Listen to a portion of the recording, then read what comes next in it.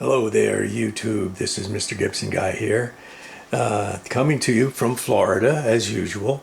You know, we had some real bad damage for the people in North Georgia and in North Carolina, up in the mountains there in the high country. They underwent some really bad flooding, result of the last hurricane. But we do things a little bit differently about hurricanes down in South Florida because well, what do you say? We have a hurricane about every other week, so we're used to it. We know what happens.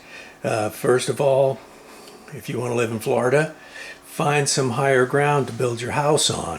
Don't build your house at sea level because especially if you're on the coast, it's not a good idea.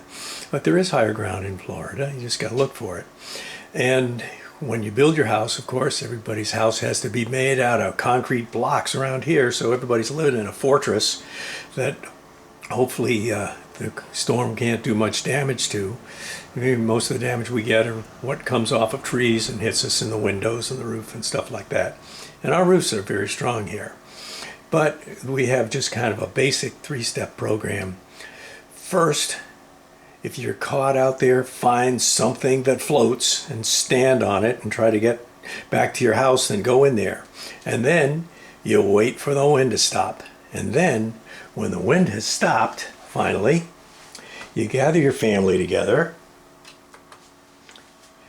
and you get out your John boat and then you load up your family in it and you go cruising down Main Street.